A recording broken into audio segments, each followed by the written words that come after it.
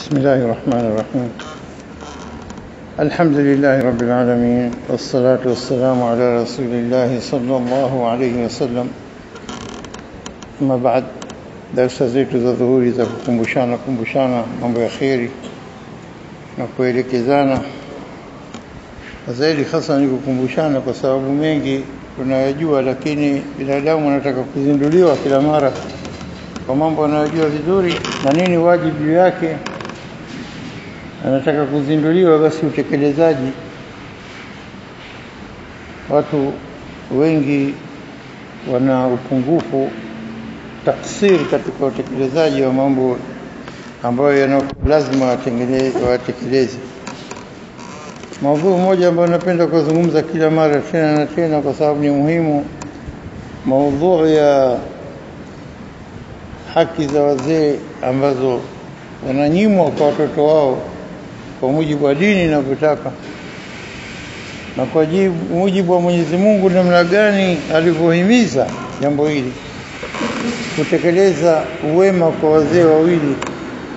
Wallahi, hata kama kila siku tukaweka dakika 5-10 na kuzungumza jambo hilo, basi inafaa kwa umuhimu wake, kwa sababu wewe ukitizama sehemu zote Mwenyezi Mungu anapohimiza, utaona kwamba anahimiza na amelipa kipaumbele masala ya wazee kufanywa wema. Baada ya kumwabudu yeye, tukasema katika surati al-Isra, wa qadha rabbuka alla ta'budu illa iyyah wa bil walidayni ihsana. Ameshapitisha qadha, hukumu yake Mwenyezi Mungu asiabudiwe ila yeye, halafu na wazee wao wafanywe ihsana. Natizama wale watu wa khairi ikiwa al-anbiya kama Suleiman alipokuwa anamshukuru Mwenyezi Mungu akasema, rabbi auzi'ni an ashkura ni'matak, nishukuru neema yako alati an'amta alayya wa ala walidayya, na wazee wangu. Zama anapokumbuka wazee, au Nabii Ibrahim aliposema, rabbi ij'alni muqima as-salati wa min dhurriyyati rabbana taqabbal du'a rabbana ighfir li wa liwalidayya walilmu'minina yawma yaqumu hisab. Nifirie mimi na wazee wangu wawili na waumini wote siku ya hisabu. Au kama alivyosema Mwenyezi Mungu, qadha rabbuka alla ta'budu illa iyyah, akaendelea kuzungumza namna gani uwe mwema na uwe mtaratibu, wala usiwaambie hata neno duchu kabisa la wala taqul lahum wala usiwakaripie, usiwatolee ukali, wala tanharhuma وقل لهم قولا كريما واخفض لهم جناح الذل من الرحمة وششيبا ولا udhalilifu mbele yao iliyojaa rehema ndani yake. Halafu Mwenyezi Mungu anatunasihi na kutuambia, hebu tazama nasaha, maelekezo ya Mwenyezi Mungu anatuambia, waqul rabbirhamhuma kama rabbayani saghira. Hata kusikia wewe mja, kila mara utasema kuhusu mzee wako, babako na mamako, utasema rabbirhamhuma kama rabbayani saghira, utaombea. Hebu mtu akajifikiri mwenye nafsi yake, mara ngapi anasema kwa kila siku rabbirhamhuma kama rabbayani saghira? Mara ngapi anasema rabbighfirli wa liwalidayya rabbirhamhuma kama rabbayani saghira? Ikiwa hasemi, basi ajue ana upungufu katika maisha yake. Mwenyezi Mungu pia anatuambia katika surati Al-Ahqaf aya 15, pia anasema Mwenyezi Mungu anatuhusia kwa wasana al-insana biwalidayhi husna. Alafu alipoendelea kablugha shudda, anapofika ujana wake na nguvu zake, hata yablugha 40 sana, anapofika miaka 40 anasema nini? Asema rabbi auzini an ashkura ni'mataka allati an'amta alayya wa ala walidayya wa amala salihan tardah wa aslih li fi dhurriyyati ila akhiri. Na watoto wako pia, vizazi vyako, waombe dua. Lakini wazee muhimu sana. Huyu mmoja nilikuwa namsikiliza jana, nini alikuwa anasema kuhusu walidaini, yani alikuwa anasema yuhibbu an yujib inawajibika an yunzara ila alwalid walwalida ala annahum mawdhi'u dalal. Yani inafaa kila mtu anapokuwa mbele ya baba na mama awape heshima, kwamba wao wanataka nini, nasaha kutoka kwao, kwamba wao ndio wenye amri ya mwisho, kwamba wao ndio wenye kutiiwa, wapewe ili waoneshe utukufu wao mbele ya watoto wao, kwamba wao ni bora kuliko watoto, na siku zote bado wanawahitajia, lazima iwe hivyo. Anasema kuambia vijana wa leo, anasema kuntu azuru alwalidu marratayn fi al-yawm, nilikuwa namzuru babangu mara mbili, wao anakaa peke yake, wao peke yao na yeye anakaa peke yake na aili yake. Nilikuwa nikimzuru babangu mara mbili kila siku. Na اليوم anasema baada ya kushakufa babake, andam, ninajuta, limadha lam takun 3 marat fi al-yawm, kwa nini sio mara 3 kama mara 2 tu? Ya reti ingelikuwa ninakwenda zaidi ya mara 2 kwa umuhimu wa wazee kwamba wataka kuzuriwa. Huyu anasema kwa kizuru mara 2 na anajuta kwa nini sio mara 3. Kuna watu hapa hawajaona wazee wao wala wakai mbali na wao, pengine mwezi mzima hajapita, au wiki mara moja, kamwekea Ijumaa tu special apite amsalimie basi, au Jumapili hana kazi, au uongo jamani, au mwezi, na wengine kabisa mapiga pande hata haendi kwa tembelea. Wallahi atakuja kujuta mtu atoke machozi ya damu siku atapokuja kurealize akaona kwamba yeye makosa alifanya. Anasema najuta kwa nini siweke mara 3 filium. Anasema kila yawmin yamurru ala alawlad kallimuhum abawahum, kila siku inapita kwa siku moja ambayo mtu hazungumzi na wazee wake wawili, falialamu, na wajue kwamba annahum khasiru min hayatihim, wanakula hasara tu katika maisha yao, kwa sababu mambo yatageukia huko wanapokwenda mbele yote kwa ajili ya kutokuwatii wazee wawili. Watakuja kula hasara, wajute. Naam, kwa kila siku wanayopitisha baadaye katika dunia hii, siku moja hujenda kwa wazee wako, basi ujue kwamba unakula, uweze kulipa siku ile. Hebu niambie, utalipaje siku unapomtembelea mwenzako mzee wako, alafu mzee akakwambia Mwenyezi Mungu awe radhi na wewe, Allah yarda anka, Mwenyezi Mungu. Hebu niambie utainunua kwa kiasi gani kauli ile ya baba kukuombea dua au mama kukuombea dua, Mwenyezi Mungu awe radhi na wewe? Kalima, sentence moja tu anasema mzee juu yako wewe, na ile unaona ridha yake anapokuona mbele yake. Umekaa wiki mbili, mwezi hujampitia, unakosa faida chungu zima kama hizo. Usifikiri kwamba unapoteza time yako, upotezi wakati wako kabisa, bali hii ni wajibu kuliko chochote utakachofanya wakati ule. Waendea wazee wako, halafu ukapata kauli nzuri ya dua kutoka kwao na ridha zao ndani ya nyoyo zao, kuridhika kwamba umekwenda kuwatembelea. La wallahi, huwezi kulipa hata kwa kitu gani, hata ukiwapa pesa baadaye haitaweza kurejesha yale uliyokosa. Naam, anaposema Allah yurdha alayka ya bunayya ya ibni, wallahi ni kauli kubwa sana. Mshafikia mtu mmoja alikuwa anapeleka pesa kila mwezi, ikafika hadi mama mtu kumpelekea barua kumwambia, ikiwa pesa hatutaki usituletee, tunataka tupigie simu japo mwezi mara moja au mara mbili. Yana kanchi nyingine au nyingine. Hebu niambie, pesa anazopelekea na wana shida, wanahitaji pesa hizo za kutumia za mwezi mzima, na kaambia ikiwa pesa hatuzitaki, tunataka kusikia sauti yako. Ikishafika mama ukisema hali kama hiyo, hebu niambie itakuwa hali gani mtu kama huyo? Simemtia kinyonge yani ndani ya moyo wake mama mtu. Ukasema nini mbele ya Mwenyezi Mungu mpaka kufika mamako ukasirika naye? Basi bahati huyo mtu kufa kwa mamake ilikuwa kwenye mikono yake baadaye. Sasa akapata moyo kwamba nini, inshallah mshapata radhi za mama. Akamzuru ndo siku zake ndo kufa, akajipendekeza kidogo pale, akamlisha hichi na hichi pale. Mama mtu akafariki naye hawezi kuwa ila ni radhi tunaye, sio? Naam. Kwa hivyo nasema bwana, hatutojua na kuhisi kima thamani ya wazee mpaka wanapokwenda zao. Kuna mtu mmoja hapa anapiga mfano katika hizi nilipokuwa nikisikiza leo story, anasema kuna mtu mmoja amefikia cheo na mufti katika jeshi, nafikiri sio Jordan au Saudia wapi, sina hakika, mpaka stage ya mufti, na yeye kapata vio vyote, kashata zote kazimaliza kubegani juu kabisa cheo chake. Alikuwa akenda kwa mzee wake, na mzee wake kwa katika alimu na ulama, anakwenda kumwambia, baba nataka kukuuliza swala kuhusu mada kadha wa kadha wa kadha. Halafu baba mtu anamjibu, tawa mtu alim na yeye pia alim mufti na anajua zaidi kwa babake, lakini anamuuliza. Sasa yule nduguye mwenzie baadaye wanatoka, hivyo kweli ya fulani anaitwa Nuh Jalaki, kweli Nuh ile swali alomuuliza mzee ulikuwa hujui kweli?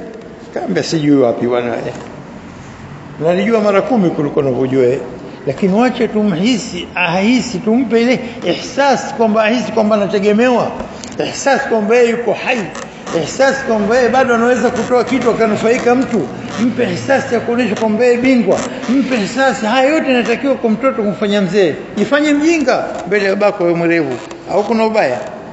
Hakuna ubaya. Akasema najua yote, lakini maksudi nimemuuliza nataka kumpa moyo, kumpa nguvu, kumpa onesha kwamba yeye kanifanyia wema fulani, au sio? Haya lazima tuwe tunahisi sisi wakati tunapokuwa na wazee. Jaribu kumfanya wewe bora kuliko wewe, sio unajifanya wewe kusimama mbele yake. Wewe mzee kakaa, nenda kakae chini ya miguu yake, jipendekeze. Unapojitupa chini yake pale chini ya miguu yake, ile pekee yake inaonyesha udhalilifu wake, au sivyo? Haya mambo madogo madogo ya kufanya hata bila kusema, bila kuuliza, lakini yanaonesha namna gani wewe unyenyekevu wako juu ya mzee wako, na unampa moyo. Anasema kweli na watoto, kweli na watoto, sio kama watoto wengine wazee wakiwalani watoto wao. Subhanallah. Anasema nimejua kila kitu, lakini ikiwa hatujafanya wazee wetu kama wahisi kwamba ma zalu hayyan, wako hai, bado hai katika kila kitu, katika kuweza kutoa kitu cha manufaa, hai kwamba wahisi kwamba mimi bado nahitajika, mimi kweli baba wa kumpa mtoto wangu msaada anaohitajia. Naam, ikiondoshwa heshima hii kwa wazee, idha uzila hadha mata wa huwa hai, anakuwa kama mzee aliyokufa na hali yuko hai, hapewi chochote cha kuonesha kwamba yeye ni bora katika nyumba. Hata kwa hafanyi kitu, kakaa tu mtu mzima, anataka inuke kwa tabu, aende chooni, arudi, hana pale pa kwenda, pengine basi msikitini na kurudi. Ishafika umri kwamba si wa kufanya kazi, lakini wewe muoneshe kwamba kazi unayo bado na unaweza kufanya, au sivyo? Ile jambo muhimu sana jamani, nataka kuzingatiwa. Iko ushaondoa ile hata jambo hilo la kumhisi ishar, ihsas kwake kwamba yeye hai, basi inakuwa kama mtu alikufa. Inakuwa al-ab idha uzila mat wa huwa hai, akitengwa akawachwa peke yake, asishughuli baba yuko katika chumba chake kidogo. Naam, wacha nafsi yake nihisi kwamba yuko hai. Kuna familia fulani zamani nimesoma katika picha, mtoto kapika drawing kubwa ya nyumba, anamuuliza babake, kaka anatazama mtoto miaka 4 5, hapa hii nyumba nani? Hii ndio nyumba yangu, inshallah kwa mkubwa nitakuwa hivi. Hichi chumba changu naona kikubwa hichi baba yangu, na hichi chumba cha mama yangu, na hichi chumba cha watoto wangu, na hichi chumba kiduchu nje hichi kinachofanya kama store. Hichi chumba chako baba, hichi chumba chako baba. Kashtuka, kwa nini umeniwekea mimi chumba kidogo? Si wewe umemwekea babako chumba kiduchu kule, hata hakina AC, hakina chochote, umemweka kule. Wache mzee alie. Wewe anatazama mtoto anajifunza kwa nani? Kwa babake. Wewe si babako, umemweka chumba kiduchu nje kule kama cha mfanyakazi tu. Basi hichi cha wewe baba nimekujengea kabisa. Kenda kumchukua mbio na kumbeba na kumleta ndani. Wale picha na story, lakini story ile ina maana kubwa sana. Ina maana kubwa sana. Tazama namna gani mtoto mleavyo ndivyo akoavyo.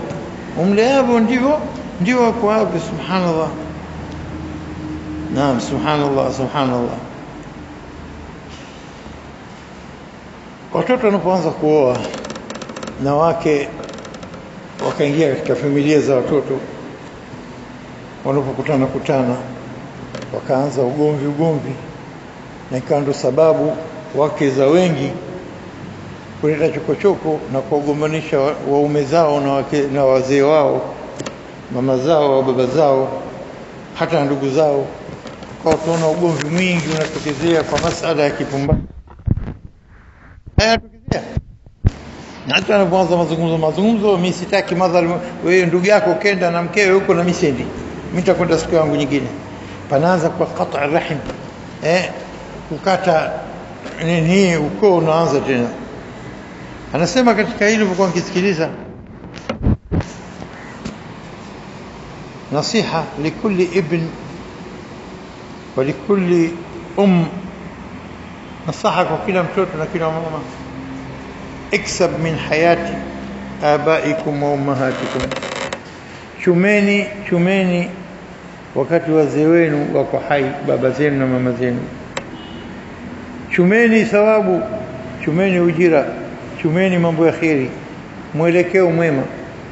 Usifikiri kama unamfanyia ubaya, unawafanyia ubaya wazee wawili na maisha yako yatakwenda vizuri. Hata kufika maafa duniani pengine kwa maapizo yao tu, au pengine Mwenyezi Mungu anakuwa ghadhaban, ameghadhibika na wewe. Utaona mambo yanakwenda ovyo ovyo katika maisha yako. Mchume wema, mchume ihsan, mchume radhi za Mwenyezi Mungu, mchume thawabu wakati wazee wenu wako hai. Anasema fasayati alaikum yawm, itakujieni siku hatif, mtu itampigia simu fala yujibu, simu hajibu. Yani itakuja siku wazee washaondoka duniani, hapo ndo tunaanza kujuta kila lahadhat, kila sekunde, kila dakika ya uwema kwa wazee wako. Kila lahadhat bil walidain satamurru fi sharit dhikrayat, kila sekunde na kila dakika ya uwema wako juu ya wazee wako wakisha kuondoka baadaye, na wewe ushakuwa mkubwa na watoto wako, ndo aljazao min jinsi al-amal, malipo kwa mujibu wa amali yako uliyofanya wewe. Utalipwa duniani hapa kabla akhera thawabu zake. Itapita keseti yako ya makumbusho, dhikrayat yaliyopita, yale ya nyuma, halafu utaanza kujuta, kwa nini sizidishe kufanya wema. Ama ukiwa ulikuwa mbaya tena, makumbusho hayo, keseti hiyo unaitazama ya ujana wako na vipi ulikuwa ukifanyia wazee wako, hapo ndo tupojuta majuto mjukuu. Satatikum ayyam, zitakujia siku tandam, utachukizwa na utajuta, ala kulli lahzatin aghdhabta fiha alwalid au alwalida, kila sekunde, kila kitendo, kila siku uliomghadhibisha baba na mama utaanza kujuta. Naam, usiwaghadhibikie, usiwakaripie, usiwadaumu, usitoe ukali, usionyeshe kunja kwa hamaki au kukasirika. Hawa ni binadamu, baba na mama ni binadamu. Yusibu wa yakhti, wanafanya makosa na wanafanya sahihi. Usifikiri kwamba baba au mama anataka kumdhulumu mwanawe. Usifikiri kwamba baba na mama anataka kufanya ubaya mwanawe, abadan. Siku zote wako katika kufanya wema. Huenda akawa amekosa katika njia ya kufanya ule wema, ikawa tena mtoto anachukua mawqif ya kulipiza kisasi. Naam, sivyo hivyo. Umri wa wazee wao ni mfupi sana, hata hahitaji kwamba kulaumiwa au kutolewa ukali au kutolewa ujeuri. Umri wao mdogo sana, hata unakuwa ghali sana hata kupitisha bure kufanya jambo jema au kuwaghadhibisha wazee. Siku zao kila siku ikipita zinakuwa zinapungua. Usipoteze maisha yako ya wema kwa kufanya maovu kwa wazee. Naam, jaribu kila njia uweza kuwin na kufuzu ridha zao. Jaribu kila njia wasiondoke wazee ila na wao wako radhi na wewe. Inshallah, haya tunasema kila siku kwa sababu tunakumbushana ili tuzidishe bado katika wema ikiwa wako hai, na ikiwa hako hai tuombe dua kwa wingi inshallah. isipite sala moja ila na wewe unasema rabbi ighfirli wal walidayya rabbi irhamhuma kama rabbayani saghira. Ala kila sala ulete ngapi hivi, na utapoweza kukaa usiku utami yote uko free, lete japo 20 10 15 30 rabbi ighfirli wal walidayya rabbi irhamhuma kama rabbayani saghira. Ni wajibu juu yako, wajibu kwa wazee wako. Utalipa nini hivyo? Kweli mshalipa wazee? Kuna chochote unaweza kulipa kila kitu ulimwengu ila kumlipa mamako huwezi. ربنا آتنا في الدنيا حسنة وفي الآخرة حسنة وقنا عذاب النار.